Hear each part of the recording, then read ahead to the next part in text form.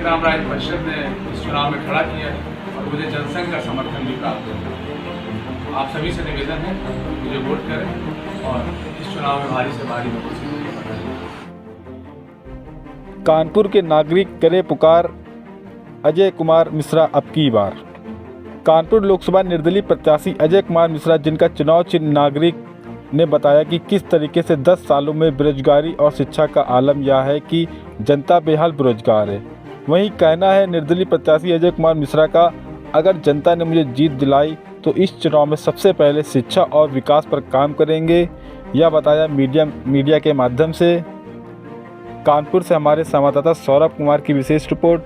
आप देख रहे हैं मानवाधिकार मीडिया, सच आप तक।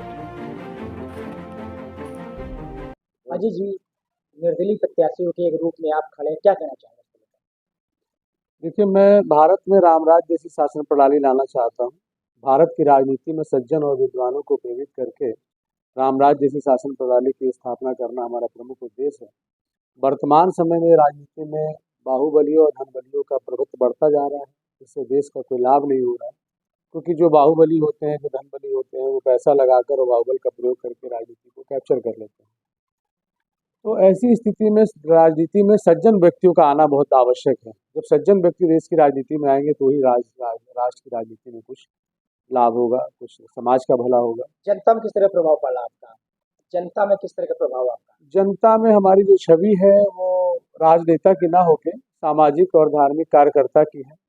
हम लोगों ने विगत 2014 से लेकर 2024 तक 10 वर्षों में समाज के क्षेत्र में, धर्म के क्षेत्र में काफ़ी काम किया है। हमारा संगठन जो है उसने तमाम ऐसे जल संरक्षण के कार्यक्रम, भूमि संरक्षण के कार्यक्रम और मंदिरों के संरक्षण के कार्यक्रम चलाए। तो समाज में हमारी छवि पहले से ही ऐसे व्यक्ति के रूप में रही है जिसने समाज की इन चीज़ों पे काम किया है। तो इसलिए हमारी छवि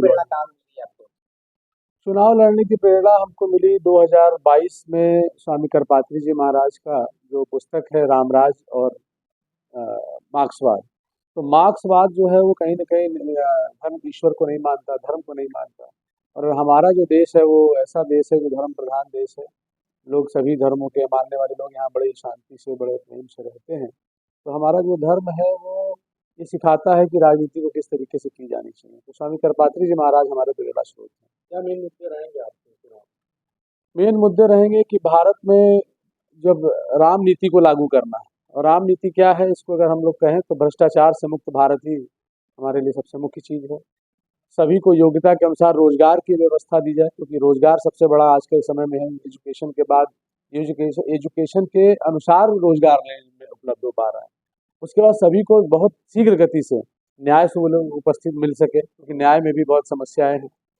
उसके बाद एक समान शिक्षा प्रणाली हो। अभी आप देखिए शिक्षा प्रणाली में इतनी असमानता है कि जो अमीर लोग हैं वो तो बड़ी यहाँ शिक्षा ले रहे हैं, क्योंकि गरीबों के लिए शिक्षा की कोई व्यवस्था नहीं उपलब्ध हो पा रही। तो एक समान शिक्षा प्रणाली आवे। उसके बाद जुआ, नशा और सट्टे पर पूर्ण प्रतिबंध हो और हमारा देश एक नैतिक और अखंड भारत वैदिक राष्ट्र बने। सबके बीच में समानता हो, गौवंश का संरक्षण हो। वर्तमान जाति व्यवस्था जो आपस में लड़ाने का तरीका बन गया, उसकी जगह पर वैदिक वर्ण और आश्रम की व्यवस्था हो, संयुक्त परिवार की व्यवस्था हो, सब लोग वेद मार्ग पे चलें, सभी अभय प्रसन्न सुंदर और निरोगी हों, और समाज में नारियों के खिलाफ जो अत्याचार हो रहे हैं, जो बच्चों के खिलाफ अत्याचार हो रहे हैं, उनको हम रोक सकें, इसके लिए ऐसी व्यवस्था करें, कड़े कानून लाएं उसके लिए। और राम राज में जो सबसे बड़ी बात होगी कि जो सदगृहस्थ और सज्जन व्यक्तियों को राजनीति में आने का मौका मिलेगा, जो आज संभव नहीं है। बेरोजगारी का जो मुद्दा है वो हमारे हिसाब से बहुत गंभीर मुद्दा है। हमारे देश में कितने भी राजनीतिक दल आए, लेकिन उसमें कोई सुधार की संभावना दिख नहीं रही, ना ही आगे कोई किसी सरकार ने इसके प्रति प्रतिबद्धता दिखाई है। माननीय जो नई सरकारें हैं, मोदी जी की सरकार ने पिछले 10 साल शासन किया, लेकिन 10 साल में भी मूलभूत स्तर पर रोजगार की बढ़ोतरी के लिए कोई ऐसा तरीका नहीं आ पाया कि जिससे युवाओं को रोजगार मिल सके। आज युवा छोटे छोटे कामों में एंगेज है। स्टार्टअप जो खुले वो सब बंद हो गए। तो हमारा ये कि कुटीर उद्योग लगा के और गौ आधारित और कृषि आधारित प्रोडक्ट को हम बढ़ावा देकर रोजगार को बढ़ाने का प्रयास करें। जनता के बीच में जो आप जा रहे हैं तो किस तरीके का अभाव दिख रहा है? जनता के बीच में तो हर तरीके का अभाव दिख रहा है। जनता के बीच में मलिन बस्तियों में घूम रहा हूँ, लगातार मेरा जो फोकस है वो मलिन बस्तियों की तरफ है, क्योंकि गरीबी सबसे ज़्यादा उन्हीं बस्तियों में दिखाई पड़ती है। जब मैं वहाँ जाता हूँ तो सीवर की समस्या सबसे बड़ी समस्या, पेयजल की समस्या उससे भी बड़ी समस्या, और सीवर की वो टॉयलेट की समस्या बहुत बड़ी समस्या है। आप यहीं पे चले जाइए, अभी एक नई लाइन बनी हुई है, रोड एक्सप्रेसवे जिसको कह रहे हैं, दोनों साइड में मलिन बस्तियां के लोगों को बसाया गया ठीक ठीक ढंग से। सरकार ने इसमें सराहनीय प्रयास किया कि उनको घर रहने की व्यवस्था दी गई, सड़क बीच से निकल गई, लेकिन टॉयलेट की व्यवस्था नहीं है।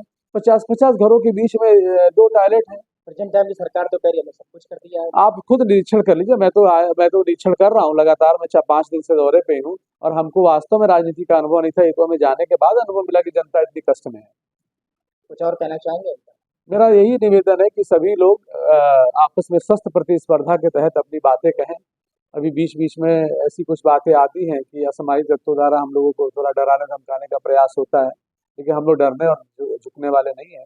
हम सच को सामने लाते हैं। पत्रकारों से हमारा बहुत लगाव है, क्योंकि हम मेरे पिताजी खुद एक हाकर रहे हैं, और उसके बाद हम लोगों ने एजुकेशन लेके और अपना व्यवसाय खड़ा करके आज हम चुनाव लड़ने की पोजीशन में आए।